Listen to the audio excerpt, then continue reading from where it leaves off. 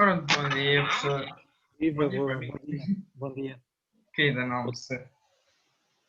Bom dia, professor. Viva, tá bom? Ora, então, desde já, muito obrigado Muito obrigado por aqui eu é que estar agradeço. e nos dar esta oportunidade. Para começar, nós sabemos que, apesar de ter feito o doutoramento em biotecnologia no técnico, certo? Certo? O seu percurso académico não começou nesta instituição. Pode-nos falar um pouquinho acerca do caminho que teve até chegar ao técnico? Okay. Eu sou licenciado em Biologia pela Faculdade de Ciências da Universidade de Lisboa. Portanto, foi essa a minha escolha e foi esse o meu curso. Isto aconteceu entre 82 e 86, portanto, do século passado já.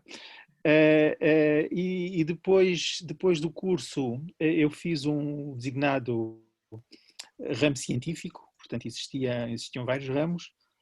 Um deles era o ramo educacional, que formava os professores de Biologia e Geologia para o ensino, e um ramo científico que era assim um pouco mais, digamos que, desafiador para quem gostava da Biologia e para quem tinha eventualmente ideias de poder vir a seguir uma carreira de investigação, portanto, e eu fiz o ramo científico e depois de terminar o curso fiz por minha, digamos que autoria, portanto de forma um bocadinho voluntária, já não fazia parte do próprio currículo, fiz um estágio científico no Instituto Nacional de Saúde Ricardo Jorge. Portanto foi aí que eu tive pela primeira vez contacto com um laboratório portanto, com investigação e portanto foi no departamento de virologia que eu tive essa oportunidade. Foi interessante, gostei bastante. Não era um trabalho de investigação, era um trabalho digamos que de aplicação de técnicas de rotina para a identificação de vírus. Foi interessante porque foi coincidente, embora eu não estivesse a trabalhar diretamente, mas foi coincidente com o surgir em Portugal do HIV e, portanto, eu acompanhei um pouco esse primeiro impacto dos testes do HIV e das pessoas a fazerem as análises e do desconhecimento que havia relativamente ao HIV, porque eu estava no departamento de virologia. Passado algum tempo, eu recebi um telefonema, digamos que de um professor meu da Faculdade de Ciências a indicar-me que existia uma bolsa, como hipótese, uma bolsa de investigação no Instituto Superior Técnico. E se eu estava interessado em ir à entrevista. E portanto, era uma bolsa de um projeto europeu, na altura, e eu fiquei, digamos que nessa altura, fiquei na dúvida porque eu gostava do que estava a fazer no Ricardo Jorge, mas eu estava perfeitamente voluntário, sem qualquer remuneração, portanto estava à minha conta. E a bolsa punha-me a hipótese de eu ter, portanto, um valor mensal que me pudesse suportar a minha estadia em Lisboa. E vim à entrevista ao técnico e comecei, portanto, digamos que interrompi esse meu percurso no Ricardo Jorge e iniciei o percurso aqui no técnico associado a um projeto de investigação em fermentação alcoólica, portanto, fermentação alcoólica a partir de melaços de cana-do-açúcar. E esse foi o início, e daí depois, digamos que comecei a trabalhar diretamente com a professora Isabel Sá Correia, e depois surgiu a possibilidade de ir fazer um estágio em Chicago para me iniciar na parte da biologia molecular e também trazer para o técnico técnicas que pudessem ser implementadas quer no ensino, quer na investigação, nessa área. E foi isso que aconteceu. Portanto, o meu percurso, de facto, desde aí está sempre ligado ao técnico e passado este tempo todo, eu considero-me que esta é a minha casa, né? Embora o meu curso, de facto, original tinha sido na Faculdade de Ciências, que na altura nem sequer pertencia à mesma universidade. Nós hoje somos todos da Universidade de Lisboa, mas na altura o técnico, portanto, pertencia à Universidade Técnica de Lisboa. E eu, portanto, fiz essa mudança e pronto, e foi aí que o meu percurso no técnico se iniciou. Portanto, um curso em Biologia que depois se traduziu nesta minha passagem. Entretanto, depois dessa minha passagem pelos Estados Unidos, a primeira, concorri ao que na altura se designava de assistente estagiário, portanto, que era o início da carreira, digamos que docente, de assistente estagiário, e fiz todo o percurso desde assistente estagiário, depois para assistente, depois para professor auxiliar e finalmente para professor associado, e com a agregação que entretanto também fiz, sempre no técnico e com uma ligação muito sempre presente aos Estados Unidos e ao laboratório que me acolheu nos Estados Unidos por várias vezes. Portanto, eu estive nos Estados Unidos várias vezes, em várias etapas, quer durante o doutoramento, quer depois em sabáticas, sempre no mesmo laboratório em Chicago. E, portanto, basicamente é isso. Portanto, digamos que o meu percurso foi esse.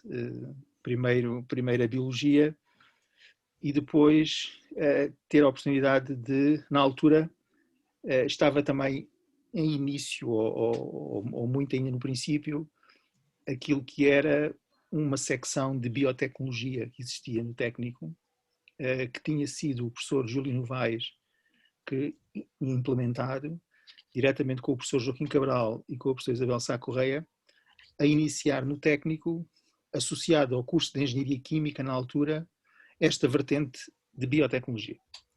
E desde o princípio que estas pessoas que foram os pioneiros sabiam que a biotecnologia é uma ciência de interseção, é uma ciência de interseção entre a engenharia e as ciências biológicas.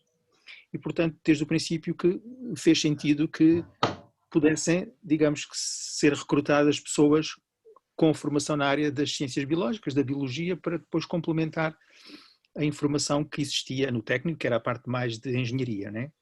E, portanto, eu fui o primeiro, julgo eu, fui o primeiro docente do técnico, de certeza absoluta, no departamento de Engenharia Química, que fui docente sem ser engenheiro, né? Portanto, porque eu não sou engenheiro de formação, portanto sou biólogo, e portanto foi assim também um marco, o meu recrutamento, exatamente no contexto em que a biotecnologia implica, né? Quer dizer, associar pessoas de outras formações para que a biotecnologia possa depois ter a complementariedade que necessariamente é indispensável. Sim, e já agora, pegando um bocado nisso que o professor teve a falar de tentar ter uma forte ligação aos Estados Unidos, certo? Em Chicago. Como é que essa oportunidade surgiu? Que eu não percebi muito bem essa parte. E que, para além disso, essa experiência, ter essa ligação aos Estados Unidos, o que é que isso lhe traz de conhecimentos e experiência que o professor acaba por aplicar na sua atividade profissional? Isso foi, de facto, foi muito importante, essa oportunidade que tive. Portanto, eu fui para os Estados Unidos e para Chicago, em concreto para a Universidade de Illinois em Chicago, porque a professora Isabel Sá Correia, desde o início a minha, digamos que, tutora e a pessoa que me orientou e que era responsável logo no início nesse tal projeto de investigação, tinha também estado nesse mesmo laboratório. Então, ela tinha estado nesse laboratório e pelos contactos e pelos conhecimentos que ela fez nesse laboratório, surgiu a hipótese de eu também ir para esse mesmo laboratório para continuar os estudos que ela já tinha iniciado, que eram na altura estudos que não se desenvolviam em Portugal, em concreto no técnico, de biologia molecular, portanto biologia molecular, de bactérias, neste caso concreto, de uma espécie de bactéria em concreto, que é a Pseudomonas aeruginosa, e portanto eu fui para um laboratório do professor Ananda Chakrabarti, portanto o professor Ananda Chakrabarti, que infelizmente faleceu há poucos meses, em julho passado. Foi desde essa data, portanto desde 1987, Também uma pessoa que me acompanhou e que eu acompanhei sempre e que mantivemos sempre uma colaboração muito estreita passados estes anos todos. Portanto, ele continuava a ser uma pessoa que eu acompanhava e que eu, portanto, admiro muito e foi com grande mágoa que ele desapareceu, que ele faleceu há poucos meses. E, portanto, é uma pessoa que desenvolveu um trabalho na área da microbiologia muito importante, foi um pioneiro, está ligado e fez história à biotecnologia por isso, porque ele foi a primeira pessoa que conseguiu patentear um organismo vivo nos Estados Unidos. Portanto, ele, usando técnicas de engenharia genética, modificou uma bactéria que a tornou capaz de degradar compostos tóxicos derivados do petróleo, usando plasmídios e com essa bactéria ele conseguiu fazer uma patente. E isso nos Estados Unidos nunca tinha acontecido, patentear um organismo vivo. O processo esteve em tribunal muitos anos, chegou ao Supremo Tribunal e no Supremo Tribunal finalmente houve uma decisão a seu favor. E desde aí aquilo fez jurisprudência nos Estados Unidos e começaram a ser depois patenteados outros organismos e genes e material biológico, mas nunca tinha sido feito. E ele ficou conhecido por isso. E nós trabalhávamos com Pseudomonas aeruginosa e, portanto, eu tive um primeiro ano em 87 e 88 no laboratório do professor Chakrabarti, como um investigador, digamos que júnior, a iniciar-me, a aprender técnicas, e essas técnicas depois foram, digamos que, também aqui replicadas no técnico e quer no curso de Engenharia Química na altura, que era o curso de Engenharia Química, começámos a ter a oportunidade de introduzir trabalhos práticos e conteúdos por base também esse conhecimento que eu adquiri nessa minha primeira estadia, digamos que em Chicago. E depois, durante o meu doutoramento, continuei a estar sempre em contacto com Chicago e ir lá muitas vezes, e portanto o meu trabalho de doutoramento também está ligado diretamente e posteriormente também. Portanto, é uma ligação de vida. E assim, acabou por fazer ainda parte do doutoramento também lá nesse laboratório, certo? Eu percebi. Fiz parte do doutoramento, foi de facto feito lá, portanto há uma parte do meu doutoramento que corresponde ao trabalho que fiz lá, sim. Depois, segundo as informações que nós temos também, o professor acabou por exercer também as funções de professor convidado lá, certo?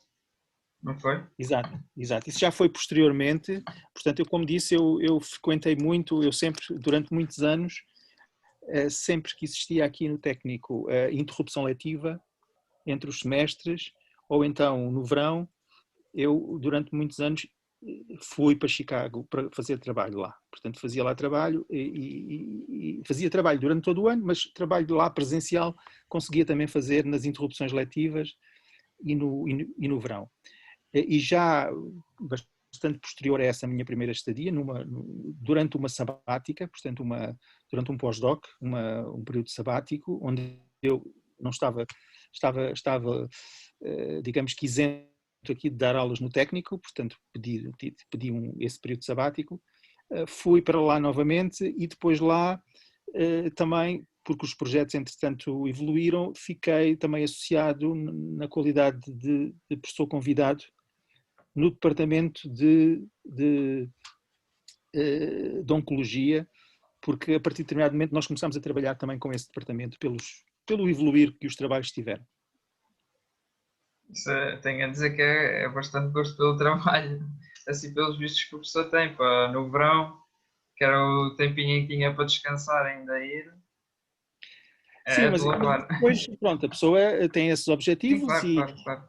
E eu também, ao fim de algum tempo e de várias vezes, a própria cidade de Chicago também me cativava, né? Portanto, era uma cidade de facto que eu gostava muito de ir e portanto tem muitas atividades e mesmo a pessoa a trabalhar a tempo inteiro tem sempre a oportunidade de aproveitar e conhecer e foi isso que eu fiz também. Sim, pronto, agora esta pergunta talvez mais num tom pessoal. Alguma vez assim pensou em se mudar para lá definitivamente e Sim, ter lá sim, vida? essas hipóteses colocaram-se em vários patamares, digamos. Logo no primeira vez, ao fim do primeiro ano, o professor Chakrabarti queria muito que eu fizesse lá o doutoramento e ficasse por lá. Pronto, logo aí. Mas eu tinha um compromisso com o técnico, portanto, eu na verdade eu tinha um compromisso que era ir esse primeiro ano para aprender técnicas e trazê-las para o técnico, né? E eu tinha isso muito presente e esse meu compromisso manteve-se e eu nunca fiquei lá. E, portanto, ele percebeu isso. E depois, mais tarde, também, por várias ocasiões, ele desafiava-me sempre a mudar de vida e ir para lá. Isso aconteceu várias vezes, ainda há pouco tempo isso aconteceu, porque ele tinha sempre também, ele tinha uma parte muito empreendedora, talvez desde sempre ligado com essa questão que ele ligava muito às patentes, e portanto ele tinha uma empresa, para além de ser professor na universidade, e ele várias vezes me motivava que eu pudesse, com ele, avançar com essa empresa que existia em Chicago, existia também na Índia, e fazermos trabalho conjunto e eu poder ir para lá. Mas pronto, mas isso nunca ocorreu porque tinha cá a minha família e, portanto, isso estava fora de questão. Sim, claro. Percebe-se perfeito, não é?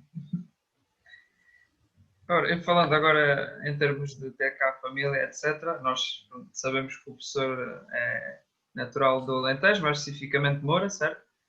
Certo, certo. Em termos de curiosidade, é do mesmo distrito que eu. Ah, Só é? para... Sim, sim, sim. Sou de Odmira. Ok. E assim, tendo em conta que acabou de ir por sair de um sítio que até é bastante longínquo, no Alentejo, para vir estudar para Lisboa, quais é que foram as maiores dificuldades que isso lhe trouxe? Desafios também é que lhe surgiram? E se tem alguma história que nos possa contar acerca da mudança, alguma coisa caricata que lhe tenha acontecido? Quer dizer, a mudança não foi fácil, né? Foi um desafio, porque, portanto, há 30 e tal anos, as coisas eram muito diferentes do que são hoje e, portanto, sair do recato de uma vila alentejana para a grande cidade foi um desafio, não é? Foi um desafio para mim e eu tive alguma dificuldade no início em ajustar-me aqui à vida na cidade e com muitas vezes com vontade de não regressar após os fins de semana e portanto de ficar. Portanto, não foi fácil, essa primeira fase não foi fácil, esses primeiros meses não foram fáceis. Talvez o que aí na altura me ajudou muito foi que eu fiz o meu curso, todo o meu curso consegui entrar numa residência universitária. Portanto, era uma residência onde existiam cerca de 60 outros estudantes, todos nas mesmas situações, portanto, todos deslocados e todos... E essa vivência da residência e os amigos que lá fiz, ao fim de alguns meses, foram no sentido de eu me começar a ajustar e sentir pronto, que já não tinha essas ideias iniciais de abandonar tudo e de regressar. E, portanto, se eu tivesse, porventura, talvez, ainda hoje penso nisso, chegado aqui a Lisboa e ter de ficar num quarto particular, sozinho, algures, eu acho que não tinha aguentado, pronto, não sei.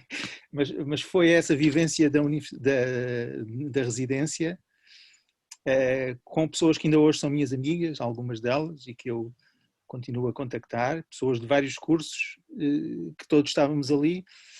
Havia uma equipa mais dos alentejanos, outras mais dos transmontanos, mas éramos todos muito amigos e aquilo foi foi muito saudável e permitiu essa adaptação que, pronto, que não foi fácil, mas que foi conseguida também por isso, acho eu. Porque, pronto, os tempos são completamente diferentes e eu também era uma pessoa que não estava assim muito disposta a grandes desafios e esse foi um desafio grande.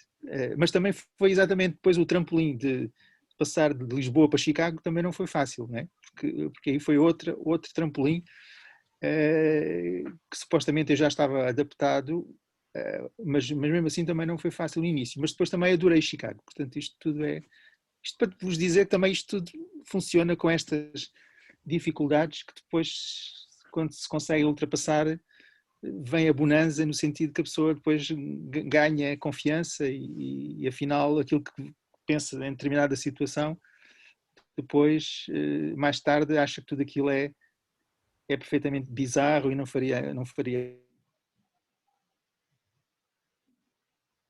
também nos seus respectivos tempos. Mas foi difícil, no início foi difícil. Porque o curso de Biologia, confesso isso, o curso de Biologia também não era aquilo que eu idealizava e, portanto, aquilo também não me preenchia por completo, confesso, inicialmente, né? Porque o curso de Biologia, na altura, e eu julgo que ainda hoje, está muito vocacionado para uma biologia macro, uma biologia das plantas, dos animais. E eu não era por aí os meus interesses principais, as minhas vocações. Portanto, foi preciso chegar a disciplinas mais na área das microbiologias, que me entusiasmaram mais para o próprio curso, não é? E, portanto, foi um caminho também assim progressivo a esse nível. Na altura não havia telemóveis, também isso deve ter dificultado um bocado. Na altura era completamente diferente. Era completamente diferente. Sem dúvida. Mas pronto, depois tive momentos ótimos na residência. Éramos um grupo que de facto convivia e que convivia tanto, quer dizer, em casa e saíamos e fizemos as nossas loucuras também da juventude e pronto, depois foi interessante. E ainda hoje existe um grupo dos antigos residentes da residência Monte Olivete,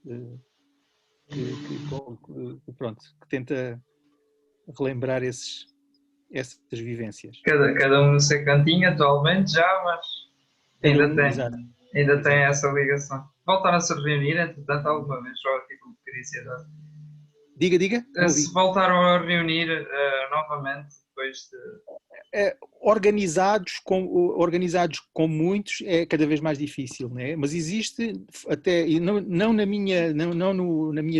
nas pessoas que estiveram comigo, mas há um grupo de pessoas, não sei se ainda se consegue encontrar e conviver, portanto, antes que faziam esse tipo de encontros. Os meus colegas e os meus amigos, pronto, encontramos-nos, mas já só assim muito espaçado e sem uma organização conjunta que reúna o pessoal todo junto, isso não. Torna-se complicado, é compreensível. Bem, João, se quiseres agora, podes fazer tu uma pergunta. Pegar aqui no nosso roster. Ok, então, o professor está a seguir o ramo maioritário de microbiologia molecular e celular, não é? E nós queremos saber o que levou a seguir este ramo que estuda e ensina e porque é que exatamente decidiu ingressar numa área de bioengenharia quando saiu de uma licenciatura em biologia específica. Pronto, como eu disse, a biologia macroscópica da planta ou do animal nunca foi a minha vocação e talvez por isso tenha tido algumas dificuldades exatamente em conseguir encontrar o ritmo certo e a forma certa de levar a cabo o próprio curso. Portanto, eu sempre tive interesse, desde sempre, pela parte da microbiologia e tanto que a minha decisão de estágio foi na virologia, portanto eu já tinha essa vocação. Depois, porque é que vim para o técnico? Quer dizer, é como tudo na vida, há coisas na vida que acontecem que portanto, não foi nada pensado, foi a ocasião, na verdade, né? Portanto, surgiu aquela hipótese implicou aquela mudança, a mudança concretizou-se, eu gostei do trabalho, comecei, e portanto, e depois por aí fora, as coisas concretizam-se de uma determinada forma. Portanto, isto na vida, e também aí, não são coisas que estejam predestinadas, portanto, é a ocasião, a hipótese, nós aproveitarmos as oportunidades.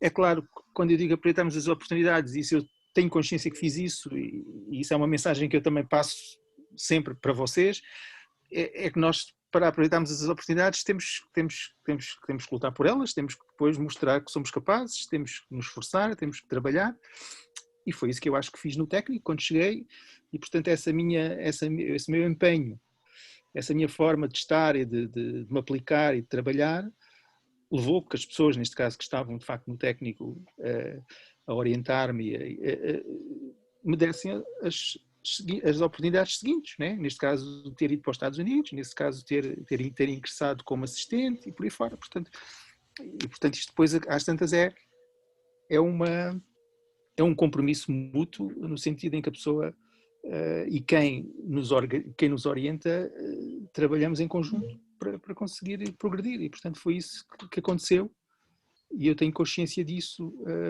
e portanto se na altura não tivesse existido esse telefonema e esse convite, eu tinha tido a oportunidade de provavelmente ter ficado no Ricardo Jorge, porque na altura estas coisas são sempre assim.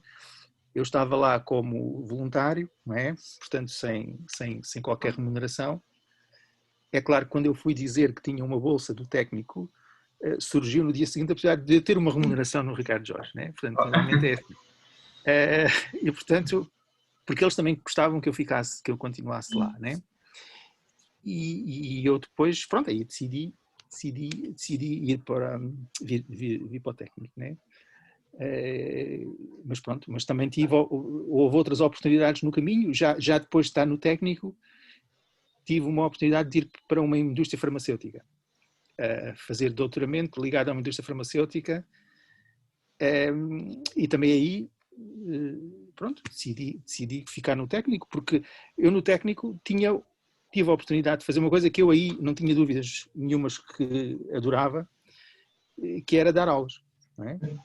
E portanto ter a oportunidade de começar a conviver e a dar aulas. E isso o técnico deu-me pela primeira vez, né? E eu gostava imenso disso, de ter essa oportunidade de ensinar e de partilhar com os alunos, e isso foi também muito motivador. E assim, agora, pegando nesse tema do dar aulas, pode-nos explicar um pouco, nós como alunos às vezes se calhar não temos noção disso, mas pode-nos explicar um pouco o que é ser professor, como é, né? E investigador ao mesmo tempo. Isso deve ser uma carga horária um pouco apertada, não é? Eu acho que a carreira como está definida, a carreira de ensino superior, e portanto está definida exatamente nestes princípios, em que existe a necessidade de estabelecer uma carreira e desenvolvê-la desta forma bipolar, no sentido de ser paralela uma atividade de investigação versus uma atividade de ensino. E é claro que isto tem custos relativamente ao esforço, mas também tem muitos benefícios para nós e benefícios naquilo que a gente consegue depois transmitir aos alunos. Eu acho que um professor que se mantenha ativo na investigação e que tenha objetivos e tenha projetos em curso e que tenha que escrever os artigos e que está sempre ao mesmo tempo a tirar usufruto disso para o ensino que faz. Mesmo que esse ensino seja até das coisas mais fundamentais e básicas das respectivas áreas onde leciona, mas há sempre ali uma correlação que eu acho que é muito importante, e é isso que eu tenho feito sempre. Portanto, eu tenho mantido sempre uma carreira de investigação com a docência, não é? E a investigação é muito, a pessoa tem que se empenhar muito e passa por fases complexas de trabalho. Portanto, eu fiz doutoramento enquanto era assistente. Portanto, assistente implicava dar muitas aulas de laboratório, não é? E ao mesmo tempo também ter investigação a fazer. Portanto, eu durante muitos anos trabalhava muitas horas por dia e trabalhava todos os dias na semana, durante muitos anos. E pronto, mas tem que ser assim, né? E isso ainda ficou um bocadinho mais incutido em mim quando tive a experiência de ir para os Estados Unidos e de ver que lá era exatamente assim também, né? Portanto, até mais extremado. E, portanto, essa forma também se fazia aqui, e fiz aqui esse tipo de trabalho. E depois, portanto, ultrapassa-se o doutoramento, onde a pessoa, na verdade, faz um trabalho, tem um esforço muito grande, mas está sobre a égide de alguém, ou seja, há alguém que nos está a orientar, né? E passa-se depois para uma fase diferente, a posteriori, que é sermos nós agora os responsáveis para progredir trabalho de investigação, temos que ser nós capazes de escrever os projetos para que eles possam ser competitivos, para que eles possam ser competitivos no sentido em que possam ser financiados, não é? Porque é desse financiamento que vêm os fundos para que se possa fazer a investigação, não é? E dessa investigação, de facto, saem frutos que são os artigos publicados e as descobertas que a gente faz, mas também aquilo que a gente consegue transpor para a nossa formação e que depois passa aos alunos quando dá as nossas aulas. Portanto, tudo uma correlação direta e eu não vejo outra forma de o fazer sem ser manter esta conjugação, não é? Fazer investigação, inicialmente fazê-la no laboratório, depois fazê-la no sentido que é preciso ter as ideias e escrevê-las para desenvolver os projetos de investigação e que eles sejam ambiciosos e que sejam inovadores e que permitam que sejam competitivos para poderem ter financiamentos. E depois surge outra fase, que é sermos nós agora os orientadores de outras pessoas que estão elas próprias a iniciar os seus doutoramentos. Portanto, temos também essa responsabilidade de os orientar, convenientemente. Orientar não só dando-lhe o caminho certo para as experiências que é preciso fazer e discutir com eles quais são os resultados que se obtêm e qual é que esses resultados permitem fazer de seguida, mas ao mesmo tempo também garantir que haja financiamento para que eles possam trabalhar, para que as coisas possam progredir desta maneira. Tudo isto em paralelo com as aulas, né? com as aulas de laboratório, as aulas teóricas, mas eu acho que é sempre importante conseguir manter isso, porque há sempre depois a possibilidade de existirem pontes, dar até a oportunidade aos nossos alunos de terem experiências de vir ao laboratório, ver como é que a parte de investigação funciona, fazerem estágios de verão sobre esses mesmos trabalhos, verificarem se gostam e se aquilo poderá ser o futuro para eles. Portanto, tudo isso tem uma ligação direta e, portanto, é assim que funciona. E depois também tem outra questão, quer dizer, a carreira docente em Portugal e o que se faz na carreira está muito dependente do que é que nós fazemos na parte de investigação.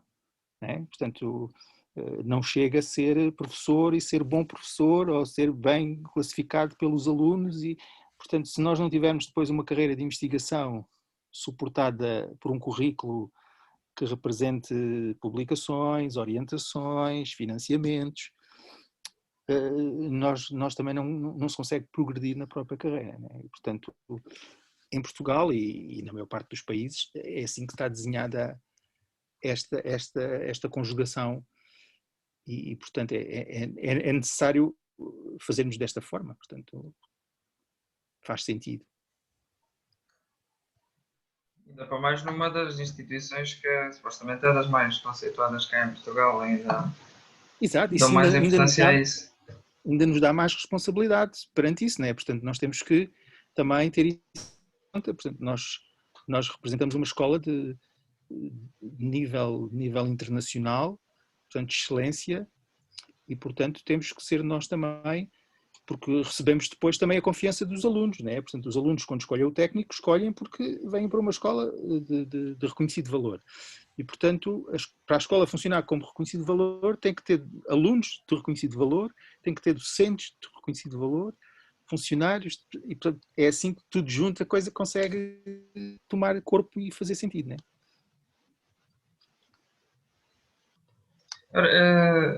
Assim, atualmente pode-nos estar inserido em algum projeto de investigação, já que estamos a falar neste ponto. Ok? Portanto, diga. Força. Eu ia dizer, portanto, eu aqui em concreto, portanto, pertenço em termos de Instituto Superior Técnico e de organização, de estrutura, ao Departamento de Bioengenharia. É? E em paralelo com isso, sou investigador de um centro de investigação, né? Que é um instituto que se chama Instituto de Biotecnologia e Biociências, IBB, que é um instituto de investigação que integra investigadores que desenvolvem depois trabalhos de investigação, e em concreto é o que eu faço. E, portanto, eu tenho neste momento basicamente 2 linhas de investigação em curso, que implica depois uma equipa, digamos, uma equipa de pessoas, que vai desde pessoas doutoradas e que são já investigadores, a alunos de mestrado que estão a iniciar-se no âmbito das suas dissertações, e portanto a equipa é que depois que funciona em conjunto e que os doutorados possam passar informação aos que estão a fazer doutoramento, e os que estão a fazer doutoramento aos que vão a fazer mestrado, para poder funcionar desta forma. E nós desenvolvemos 2 áreas de dois projetos, digamos, ambos nesta área da microbiologia, da biologia celular, e portanto um deles estuda organismos, bactérias que são patogénicas para o homem e portanto causam infecções respiratórias oportunistas, e nós estudamos essas bactérias no sentido de identificar quais é que são os fatores de virulência, ou seja, quais é que são os componentes dessas bactérias que são importantes para elas causarem doença. E, portanto, se nós identificarmos esses componentes, esses fatores de virulência, se nós os identificarmos, compreendemos melhor a forma como é que as bactérias provocam essas mesmas infecções e doenças. Sempre com o objetivo de que, tendo esse tipo de conhecimento, estamos eventualmente no caminho de perceber depois como é que a bactéria funciona, no sentido de encontrar terapias capazes de combater a ação nessas mesmas bactérias no contexto próprio em que nós estudamos. Eu, em concreto, desde há muitos anos, que estou preocupado com um aspecto em particular deste fenómeno de causar doença, digamos, pelas bactérias, que é o fenómeno de adesão, ou seja, é o fenómeno, é a primeira etapa durante um processo de patogênese. E a primeira etapa é aquela onde a bactéria tem que contactar com o hospedeiro. E para contactar com o hospedeiro tem que ser capaz de aderir, tem que ser capaz de se ligar às células do hospedeiro. Se nós imaginarmos que estou a falar num patogénico que é respiratório, se o patogénico for inalado, vai chegar ao sistema respiratório superior e aí vai ter que aderir às células do sistema respiratório. E esse fenómeno de adesão implica um conjunto de proteínas, portanto, de componentes da bactéria que ela é capaz de produzir nessas ocasiões para conseguir ter êxito nesse processo. Portanto, nós estudamos os processos de adesão. Porque conhecendo nós esses processos de adesão, somos capazes de entender como é que a bactéria consegue, digamos que, avançar durante o processo de infecção, neste caso, ao nível deste primeiro passo, que é o passo de contacto. E, portanto, estudamos isso no contexto de infecções em doentes com uma doença genética em particular, que é a fibrose quística, e, portanto, temos linhas celulares no laboratório. Essas linhas celulares são as nossas linhas hospedeiras, que infectamos com as bactérias e depois promovemos um ensaio de 30 minutos, que é aquilo que é pré-estabelecido como um ensaio de adesão. E durante esses 30 minutos as células contactam umas com as outras. E depois vamos estudar o que é que da parte da bactéria contribuiu para que essa adesão tivesse sucesso, né?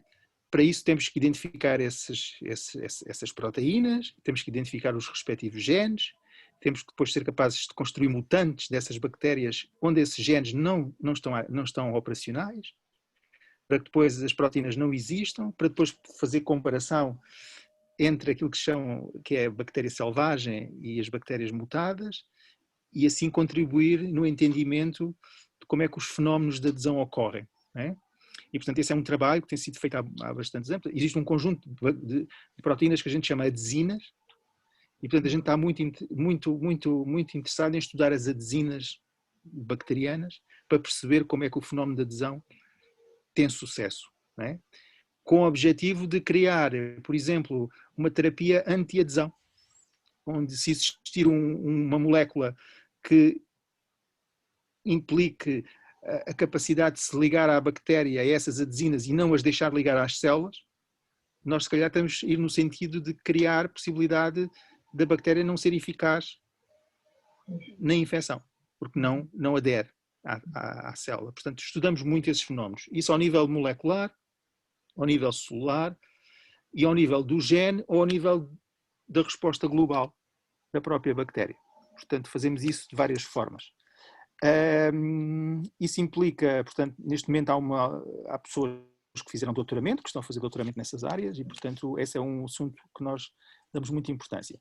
Depois, outro assunto que eu também estudo há muitos anos, que tem que ver diretamente com esse meu contacto com os Estados Unidos, portanto, na verdade é um projeto iniciado nos Estados Unidos, em que estudo uma proteína que é de origem também bacteriana, que tem a ação anticancerígena. E, portanto, nós estudamos essa proteína no sentido de perceber como é que ela atua nas células cancerígenas para ser capaz de criar citotoxicidade nas células e funcionar como um agente terapêutico. E, portanto, estudamos essa proteína.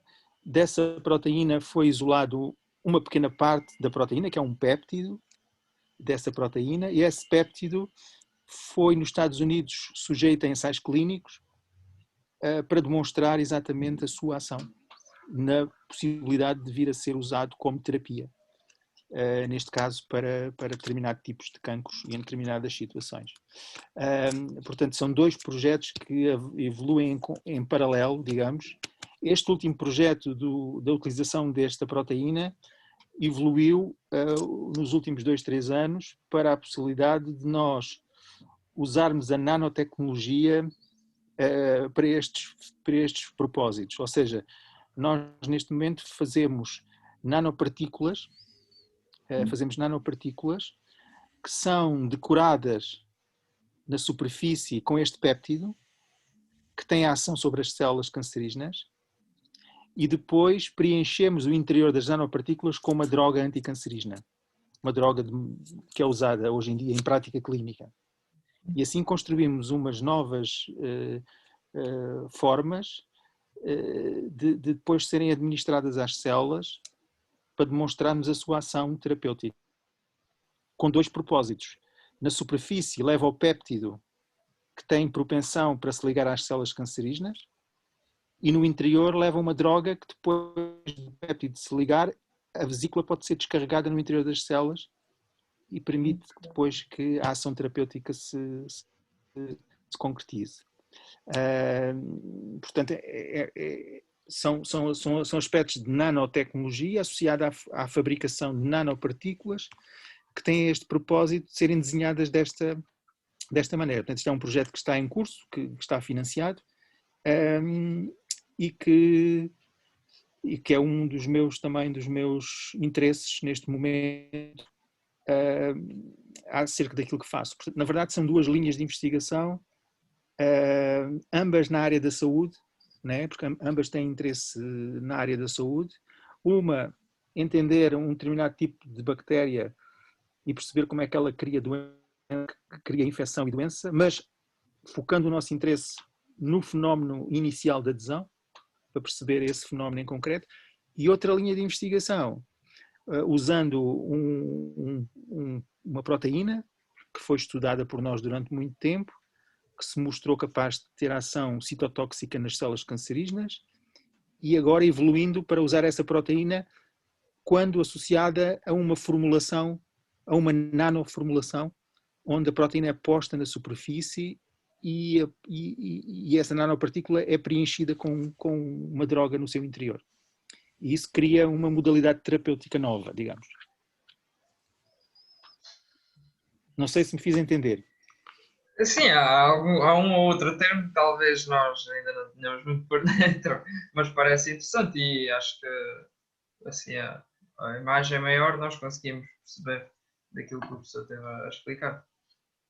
Então o professor está meio que a construir um bocadinho o groundwork para muitos projetos futuros. tanto na questão de estudar a adesão como esta questão agora de possíveis novas terapias. Exatamente, qualquer dos projetos,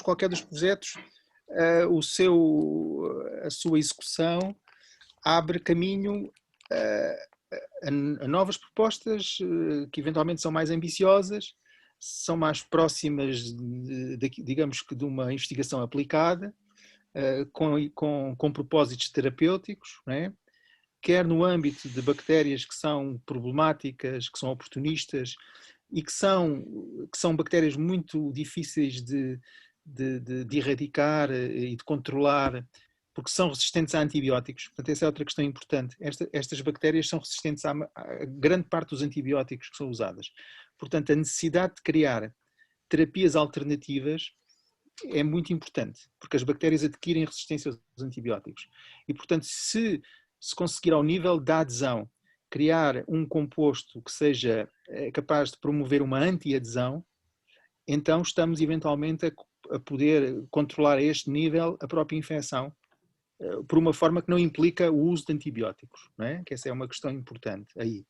No outro lado, é de facto explorar uma molécula, portanto, da natureza, portanto é produzida por uma bactéria, que tem a ação anticancerígena, e explorá-la no sentido de perceber como é que atua, por um lado, e por outro lado, ir à tecnologia para poder usar, neste caso há uma nanotecnologia, para que essa nanotecnologia nos dê uma mais-valia da sua utilização, novamente no propósito de encontrar formas que possam ser complementares às existentes de combate, neste caso ao cancro e a determinados tipos de cancro. Neste caso nós trabalhamos com o cancro do pulmão em particular. Agora que eu lembro, o professor assim tem estado a assistir a uma evolução tremenda da tecnologia, desde que começou um trabalho mais de investigação até aos dias de hoje. De que modos é que acha que isso melhorou os resultados que conseguimos ter atualmente e as descobertas que são feitas? Esse nível, a evolução é monstruosa, né? É incrível. Portanto, eu como disse, eu quando fui para os Estados Unidos, fui para aprender as técnicas fundamentais da biologia molecular. Por exemplo, como é que se faz a extração de plasmídios das células, como é que se pode usar os plasmídios para fazer uma clonagem de um gene, como é que se pode exprimir esse gene num hospedeiro para dar um produto que depois se possa purificar. Portanto, são atos da biologia molecular do mais fundamental possível, que há 30 anos estavam a ser desenvolvidos e a ser introduzidos nos trabalhos e por aí fora. Hoje estamos completamente num oposto disto, portanto, com técnicas e com disponibilidades que garantem trabalhos de uma complexidade muito maior e de um alcance muito maior. Por exemplo, na questão da adesão, durante muitos anos, nós estudávamos, imaginemos, só para ter uma ideia disto, por exemplo, uma bactéria pode ter 200 genes, quer dizer que tem 200 produtos, tem 200 proteínas que possam estar diretamente ou indiretamente associadas à adesão. Ou seja, quando a bactéria entra em contacto com o epitélio humano, é capaz de aumentar a expressão de 200 genes, que depois levam 200 proteínas, e a adesão que ela é capaz de fazer resulta exatamente de um efeito sinergístico dessas proteínas todas. E durante muitos anos nós estudávamos apenas gene a gene. Um gene, um produto, uma consequência. Hoje em dia, com as técnicas e com a evolução, de facto, da tecnologia, nós podemos fazer uma avaliação global da resposta a um determinado situação. Ou seja, o que é que nós fazemos? Por exemplo, colocamos as bactérias em contacto com as células humanas e vamos fazer uma análise global da expressão genética ao nível da adesão, para perceber quantos genes, quais são os que estão envolvidos nesse tipo de procedimentos. E, portanto, a biologia molecular e celular em particular evoluíram de uma forma extraordinária, né? e, portanto, permitem-nos hoje este tipo de avaliações que são muito importantes e que estavam há anos de luz de acontecer, não assim há tanto tempo como isso, não é? E, portanto, nós hoje usamos essas ferramentas, quer as ferramentas também computacionais, a disponibilidade de informação que existe nas bases de dados, os programas computacionais que ficam à disposição, até chegar à parte experimental, são situações de facto extraordinárias, né? E, portanto, isso tudo evoluiu muito. Pronto, ok. Professor, agora temos uma questão um bocadinho mais atual. Ou seja, tendo em conta as circunstâncias de pandemia atuais, as práticas do Instituto Superior Técnico alteraram-se, e as nossas, todas no geral, alteraram-se drasticamente em todas as vertentes da vida, incluindo a académica. E nós queríamos saber se o professor acha que a comunidade académica, e mais especificamente o Instituto Superior Técnico, se conseguiu adaptar bem à situação. E quais é que acha que são os benefícios e malefícios que estas mudanças podem no futuro trazer? Eu acho que ninguém estava preparado para isto, não é? E ninguém, estando preparado para isto, ninguém se adaptou no instante seguinte a esta situação. E, portanto, os meses anteriores, ou seja, o segundo semestre do ano transato, foi, para mim e acho que para os professores e para vocês, um exercício muito complicado, de uma necessidade urgente de ajustar a uma condição que não era previsível de todo. Isso teve muitas consequências, eu acho, relativamente às aulas, à passagem de informação, à avaliação, tudo junto. Entretanto, a continuação, agora já com as pessoas a estarem precavidas do que é que tinha acontecido, a continuação está a ser mitigada de alguma maneira e nós evoluímos um pouco nestas necessidades, que são aulas remotas, que são passar as informações desta forma e, inclusivamente, e é aí a única coisa que eu vejo de trazer algum benefício, é que isto permitiu ou obrigou os professores e os alunos a explorar estas ferramentas e a usá-las no sentido de ter que ser assim. E, portanto, a possibilidade de usar estas ferramentas e com elas trazer a informação que a internet nos disponibiliza. As aulas necessariamente evoluíram de alguma maneira nesse sentido. Mas, e esse é o meu mas, eu acho que mesmo essas tecnologias, essas possibilidades, nada substitui o presencial. E, portanto, as aulas não poderem ser presenciais, com as pessoas na sala, com o professor a falar, com os alunos a falar, com o olhar, olhos nos olhos, com tudo isso, eu acho que é imprescindível, continua a ser imprescindível e a partir do... Quer dizer, e esta forma de termos que funcionar desta maneira não resolve, não pode resolver, né? Acresce, por exemplo, nos nossos cursos, na engenharia biológica, nos cursos que nós damos, os cursos dependem muito de uma parte experimental, não é? Portanto, os alunos irem para o laboratório e executarem experiências, que não é de toda a mesma coisa do que ver um tutorial e que ver um laboratório virtual no computador. E, portanto, os prejuízos de tudo isto são muito maiores do que os eventuais benefícios que podemos extrair daqui. O único benefício que eu vejo é esse, é de facto nós termos evoluído, portanto eu nunca tinha usado o Zoom, nem estas plataformas, nem recorrer a outras plataformas, nem fazer avaliações online, onde os resultados saem passado uns minutos de a gente receber os testes dos alunos. Tudo isso é interessante, né? Mas nada disto substitui a experiência do presencial e de existir o contacto. Faz-me imensa confusão, confesso. Pronto, eu agora estou aqui com vocês, estou a vê-los, é o Vicente e o João, estou a vê-los.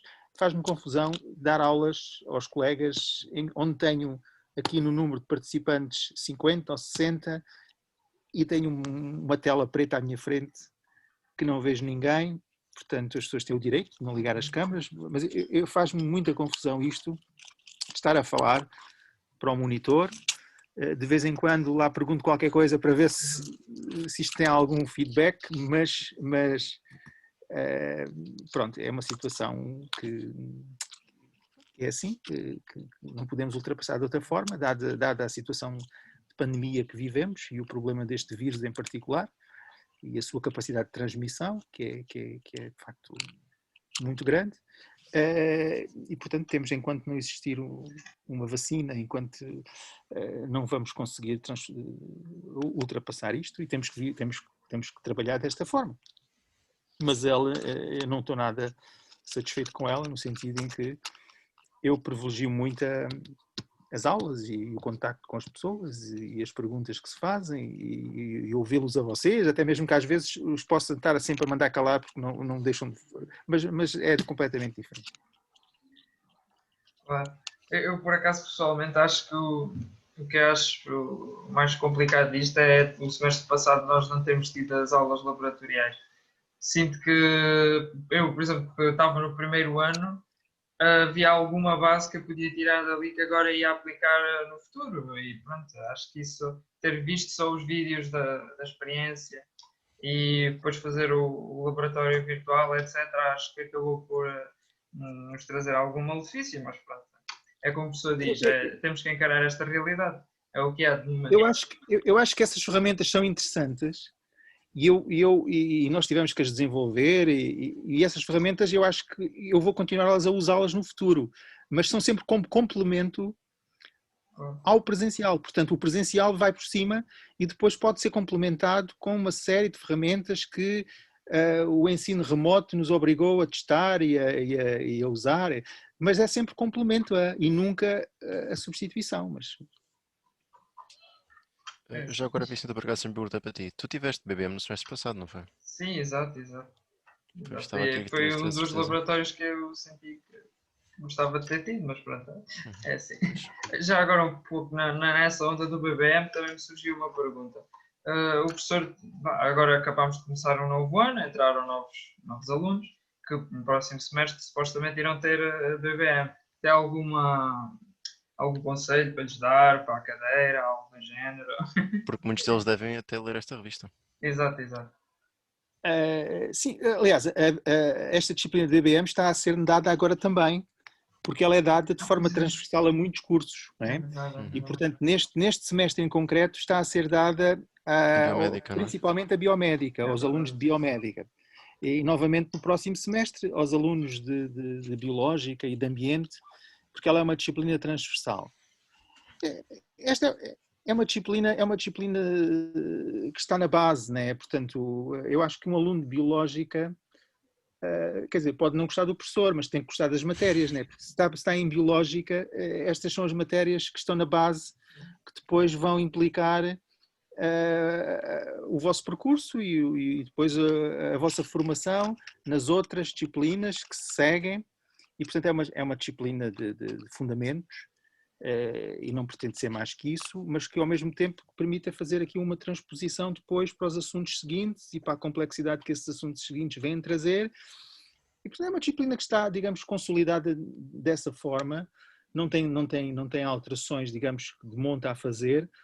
Os ajustes, muitos deles, ultimamente, têm sido esses, é ir buscar filmes, isto, aquilo e o outro, que eu às vezes vos indicava simplesmente por um link, e agora eu posso com mais facilidade, porque a aula está a ser dada no computador assim, eu próprio os passo e depois os posso comentar logo na hora, posso usar uma série dessas ferramentas que têm feito isso para as aulas em si. Mas por exemplo, falta-me o quadro, eu escrever no quadro e quer dizer, pronto, tudo isso acontece.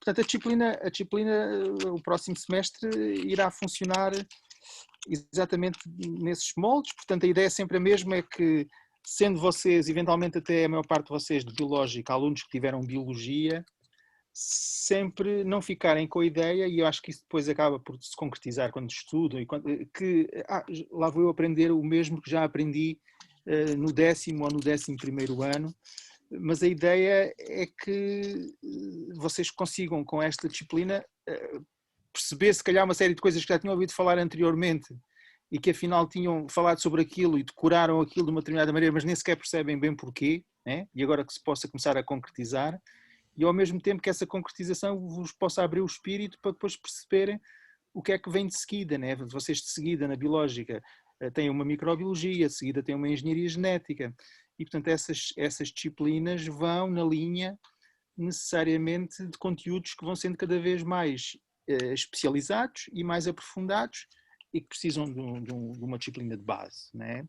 E é isso que a disciplina está. Eu tenho boas respostas vossas no sentido de não tenho queixas, né? Portanto, no sentido de que as pessoas gostam da disciplina, gostam de aprender, venham para o técnico e estão dispostos a aprender e têm boas notas e, portanto, eu acho que funciona bem nesse aspecto também.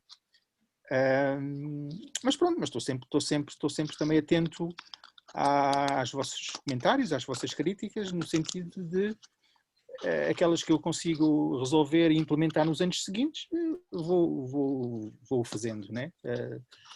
Sempre nessa perspectiva de vos ouvir, porque às vezes a pessoa, lá está, na nossa vida, entre a investigação e a dar as aulas, às vezes foge-nos assim às coisas, às vezes podem ser até fáceis da gente entender e que não estamos para aí virados, e quando a gente ouve algum comentário vosso, afinal aquilo faz-nos luz e faz sentido e deve ser usado, e é isso que normalmente se costuma fazer, no sentido de ir sempre ajustando e melhorando o mais possível e oferecendo-vos o melhor ensino possível, né? Que é esse o nosso objetivo, é que vocês possam receber o melhor ensino possível, que é isso que a gente agora não consegue fazer, acho eu, com esta situação.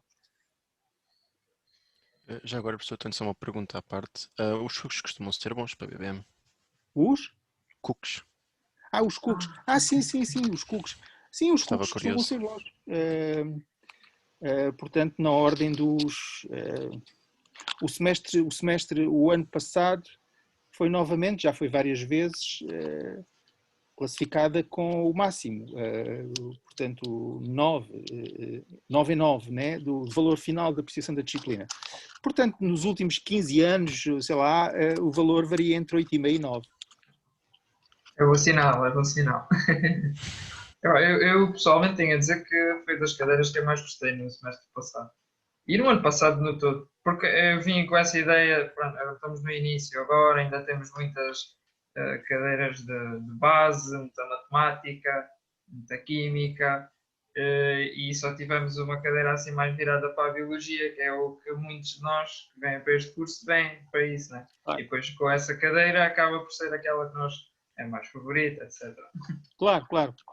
Isso faz sentido, portanto, é um bocado também essa a ideia. Portanto, vocês estão a entrar e já têm que levar com toda aquela pronto, componente forte, mas que é muito importante, Claro. das matemáticas, mas depois também querem ali refrescar um bocadinho as ideias com qualquer coisa que tem que ver diretamente com aquilo que vocês escolheram, né?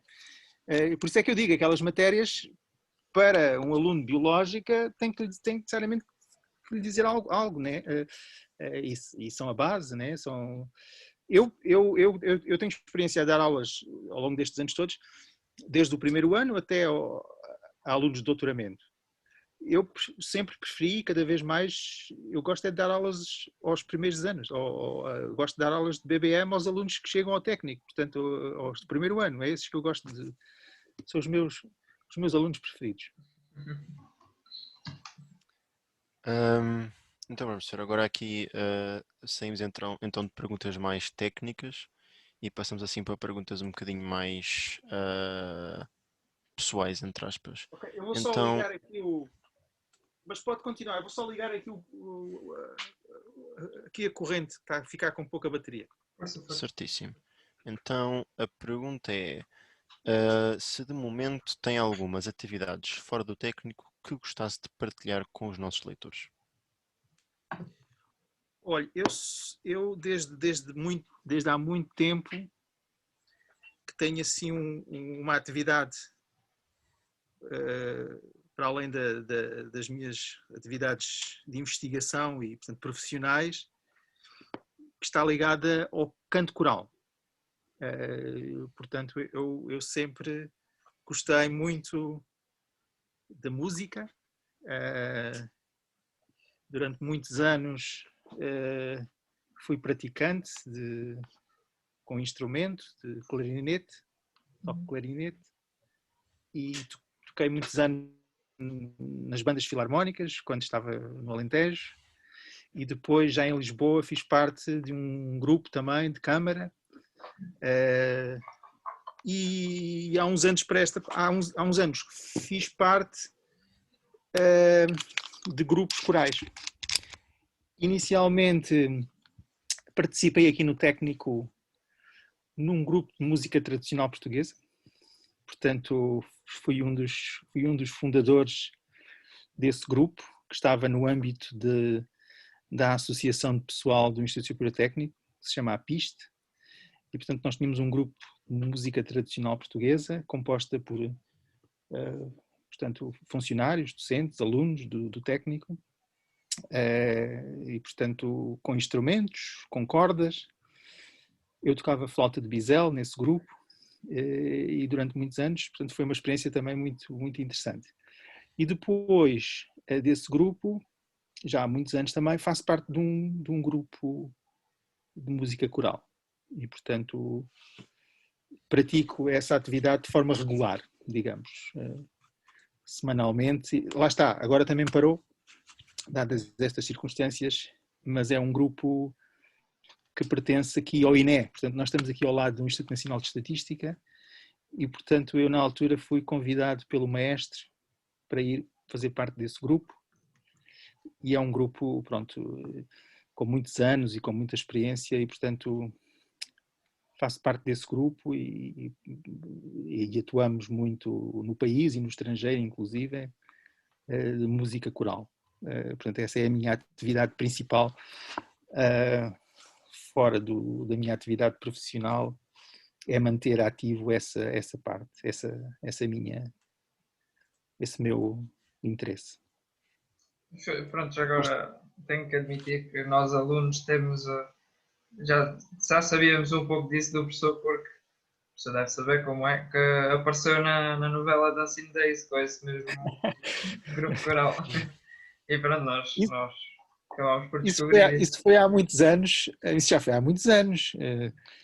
Foi numa novela em que, lá está, a novela e portanto, a história da novela implicava um grupo a atuar e, portanto, nós fomos convidados para participar nesse episódio, onde fomos lá cantar e gravaram-nos assim e depois isso passou. Mas isso já foi, pá, e isso ainda existe. Como é que você, por exemplo, que chegou, sabe disso? Diga-me lá. Tem circulado, professor.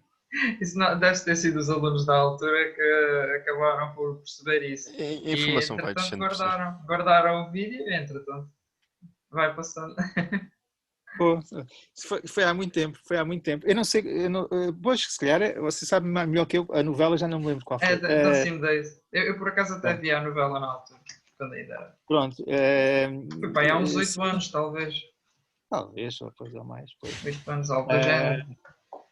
Fomos lá, e depois isso apareceu, e eu por acaso até fiquei filmado assim bem, porque houve uns colegas meus na altura que ficaram todos tristes porque apareceram um pouco, e eu pronto, apareci lá. Portanto, eu sempre gostei muito sempre de música e aliás, do próprio canto alentejano também continuo a ser um defensor e gosto muito de cantar e de assistir. E basicamente não tenho assim mais nada, quer dizer, gosto muito de desporto, mas é mais desporto de ver do que de fazer qualquer coisa. Claro. Ok, podemos passar para a última pergunta então, diria eu. Sim, tem alguns micro-organismos entre os quais considera o seu favorito e porquê? eu tenho que escolher a Pseudomonas aeruginosa, né? Por ser a bactéria que eu desde há 30 anos que trabalho, né? Portanto, é um organismo patogénico, né? Portanto, causa doença, né? Mas também não é por aí que eu lhe vou tirar o meu interesse, no sentido de não ser, porque, como sabem, há organismos que são benéficos para a saúde. E este é um organismo que é um oportunista, mas tem sido a minha fonte, digamos que para realizar trabalho,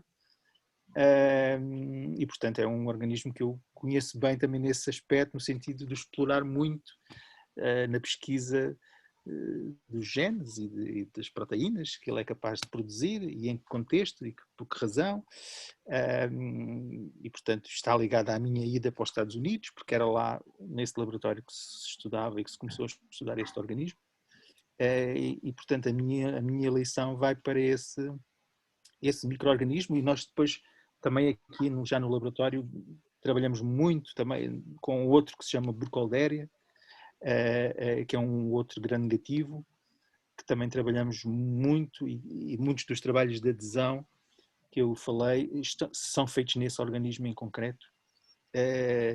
E também é importante para mim, porque é um organismo que tem uma série de particularidades, quer dizer, as bactérias têm todas elas à partida um cromossoma, não é? Portanto, que é uma característica de serem procariotas, é um cromossoma por célula. Estas Burkholderias têm 3 cromossomas, portanto são assim muito particulares, têm uma quantidade de informação genética distribuída por 3 cromossomas, o que lhe dá também depois uma capacidade de serem, lá está, são muito versáteis no que são capazes de fazer, porque têm um património genético também muito de elevada dimensão, e isso implica depois também capacidades acrescidas, né?